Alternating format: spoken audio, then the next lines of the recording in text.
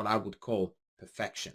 That was Korchnoi against Zaitsev. And I'm going to show you one more game to model this very concept, how to seize the initiative and what it feels like, what it looks like, through another game played by Grandmaster Ivan Sokolov against a young Dutch up-and-comer, at least at the time when the game was played, Jan Smeets. The opening is the Semi-Slav, and I was actually very happy with my selection for this game, because here Sokolov chooses a very unusual is not the right word, an infrequently played side variation g3. The two most popular lines here are bishop g5, going into the Botvinnik or the Moscow, or e3 going into the Meran. They are both incredibly theoretical, and they are very, very dynamic too, which is another term that we are going to talk about later in relation to initiative. Here, however, he plays g3, which sort of leads to a Catalan setup. But against the Semi-Slav structures, which by the way are identified by this pawn triangle, the Catalan setups almost always lead to black taking this pawn and then defending it. So what basically Sokolov is saying here already, he plays a move and he says to his opponent, I prefer initiative rather than material. Go ahead. Do what you need to do. I want active pieces. I want to be the aggressor. And I really like that mindset, which is not to say that I would approve of this move over the more theoretically sound bishop g5 and e3, but as a mindset, as a concept, it's great. He takes e4, best move by the way, bishop g2, casually developing as if nothing happened, knight d7, a4. Now, that move denies b5, and so it forces black to find alternative ways to keep the pawn, for example, pawn a5 followed by knight b6, which really puts the knight in a very bad square, and also surrenders the central e5 square to the white pieces. Alternatively, he could play here bishop b4, and then put some pressure after castles on the center and queen side by playing knight d5, which is a move that is soon to come. Queen e7, bishop f4. Thank you very much, I'm done with development, says Sokolov. And that is always a great feeling when again you see that your opponent has got quite a number of very passive pieces. Knight d5, as I told you, bishop g5, forcing this very, very annoying f6 move out of them, as in annoying for black that they have to do this. It loosens the e6 pawn, it takes away the f6 square, just an altogether ugly move that you never want to play. But he had to against bishop g5.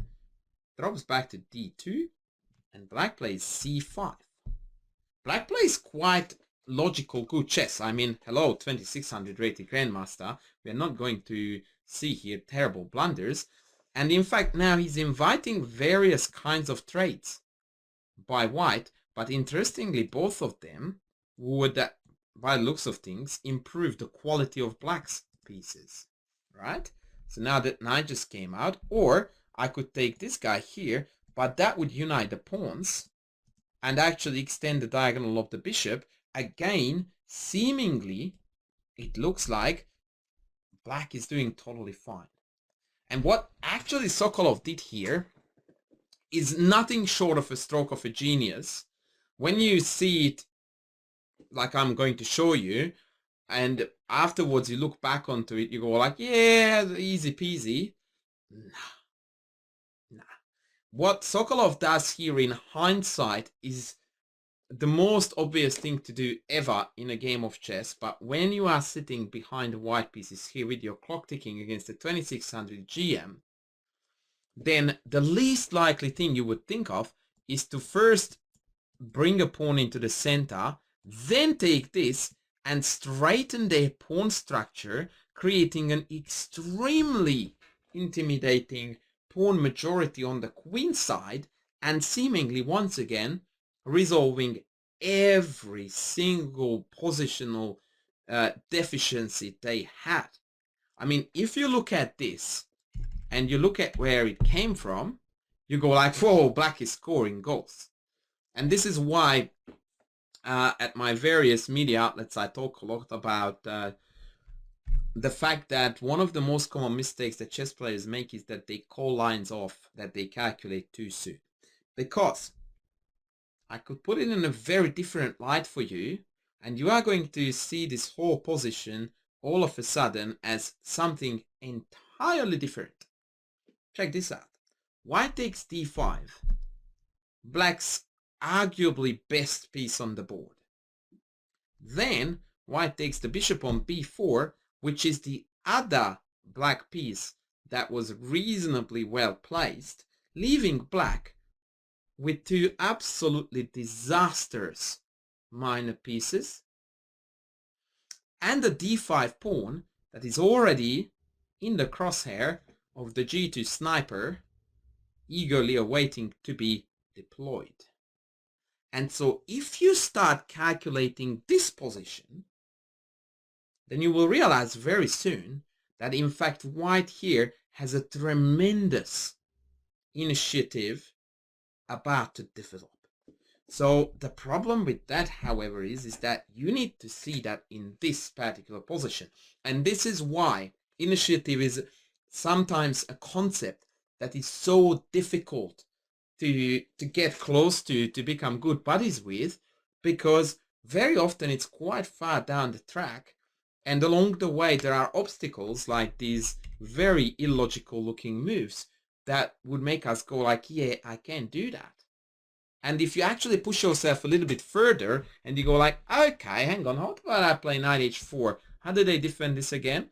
Because if they can't, then d5 drops, c4 drops, game over, see you later, alligator. That's it. Knight b6 loses instantly to a5, thank you very much. Oops. So now we are going like, hang on a tickerino, we are down to very few good moves for black. And then you realize that there is a problem here, and that is that if I were to play queen d6, then the knight h4 move is going to reveal its extremely awesome powers, jumping into f5. This is initiative for you at its finest. That from seemingly nothing, all of a sudden, I am calling shots, and very serious shots they are. Look at this. Queen d6, knight f5, queen wherever, and ta-da, see ya, wouldn't wanna be ya, queen is gone. That's it. And this is something that you must appreciate. Well, not when you play knight d5, because that's too hard of an ask. But to look at this position and call it off saying, yeah, it's not doing for me, is just not good enough. We need to delve deeper and look at forcing moves that allow us to attack, to call the shots. And so after queen d6, we have got knight f5. In the game, Smeets actually went queen e6, disallowing knight f5 coming with a tempo, which is only so logical. And here comes another move that I really, really, really would like you to try to somehow build into your chess thinking. And that is that when you feel that you have the initiative, you have the momentum, you always want to do things that are drastic, that hurt, that makes them go like, oh, not that one too, man. Like, come on, give me a break. And that move is like e4. Generally speaking, initiative, especially openings and middle games, love and walks hand in hand with open positions, open diagonals, open files. It's basically a different name for Morphy. Everything that Morphy stood for, the attack, the rapid development, the attacking the king, the open files, diagonals, that's it for you. And that is now Sokolov relieving his Morphy moments a couple of 100 years later by playing e4, blowing up the board. He goes like, oh, you don't allow me to win d5? Fine, I'll trade it off and bring the bishop out anyway. He plays queen b6. Poor guy. I mean, after takes, bishop takes. Now this is really, really hurting. So there is no really good way here for black to respond to e4. He goes like, fine, I will give up d5, but at least I will get d4. And now again, and I'm doing this all the time, but I think it's quite powerful. Remember the snowball effect. He goes queen b6, fine, we take. He goes d4, we play rook d1. What did black do in the last 3 moves? Played 3 total waste of space queen moves. What did we do? We extended the diagonal of the bishop. We extended the diagonal of the queen. We have acquired a pass pawn. And we have brought a rook into the game with a tempo. Thank you very much. So the snowball that was already quite sizable here has turned into a snowman by rolling down on the hill and picking up bigger and bigger chunks of snow. And we are very close to the knockout punch. Queen c5, d6. Very cruel. Very cruel. Opens up the bishop diagonal even further. Vacates the d5 square for both rook and bishop. And basically anytime the knight goes, floats the threat of d7. This is just power chess. He's really, really going for him big time here. 95, very logical move again. Smeets is trying his best, centralizing pieces, trying to activate his army so that he could effectively defend. But Sokolov just wouldn't have any of it. Now his idea is, oh, e5, that's a great piece. Can't stay there, bro. And so he goes, I want to play f4, but I can't because I'm pinned. Okay, I'll kick it out then, thank you. Off you go. On your bike, queen. Queen goes back to b6, and he just carries out his plan. And again, I can't help but notice that in the last, starting from 15, about last 8 moves, we had for black 1 queen move, 2, 3, 4, 5, 6 queen moves in the space of 8 moves. And in the meantime, the white army has just grown to absolutely nuclear size. It's just next level. Speaking of nuclear, it's about to blow up too. f4, kicking out the last well-placed piece from the center. Knight g4 and rook h5, and we are just about to score the goal. A beautiful moment again to stop to reflect, by the way, that the whole entire black army is stationed on the back rank. The entirety of it. Except for one knight on g4 that does absolutely nothing. And so it's hardly surprising that at this point resignation already would have been timely. He did not, which is good because I'm allowed thereby to show you how beautifully Sokolov finished it off. Just an example variation to show you the trouble that Smeets got into. Had he played f5, he would have got mated like so. That's nothing to sneeze at, as far as I'm concerned. Smeets played g6, which obviously was met by check followed by bang. Check, check. Not even knight g6. I love this. In fact, that Sokolov did not play knight g6 here, which, by the way, I really do think that it wins. But it just doesn't have the same kind of oomph that bishop d5 does, which is that it's a check. Your preference is always to attack with checks. King g7, check. And again, totally seamlessly, we have gone again from clear initiative to total destruction. When it's done well, you can actually hardly ever find a point. When was it that his initiative started? When did it turn into an attack? When did that attack turn into an absolute wipeout? And when you actually watch high quality games like these transitions are so smooth that you feel like it was just a one straightforward victory down on a one-way road. And I guess that's what it was. Takes, check.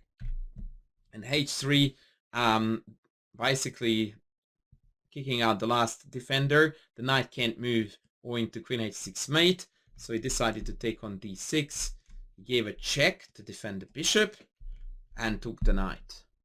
Now white is an exchange down. Not that anyone would care or count. and is threatening with mate into via queen g6 and then queen h6 mate. Smeets tried to stop it by playing f5, opening up the 6th rank, but it was only good enough to fall into the next unstoppable mate attack with rook e7 check, and so Smeets thought that that was the time to call it a day. Now, in this second game, the seize the initiative concept was actually incredibly difficult, but likewise was incredibly beautiful too. And once again, that was that moment when, in a seemingly balanced position, Sokolov traded off the only well-placed black pieces at the expense of entirely fixing black's pawn structure, and in fact allowing them to keep the extra pawn. And he did it all because he realized that in the resulting position, his pieces come alive with such elementary power that no material or structural considerations could actually match that. This is what I told you about the intro when we measure up, okay, we get initiative, but pawn down, structure is fixed, I don't want it, and people don't do it. This is really difficult, but I wanted to show you this as an introductory example because it's incredibly powerful to see how out of nothing, like it's literally a stock standard fianchetto setup, happens every third chess game or fourth.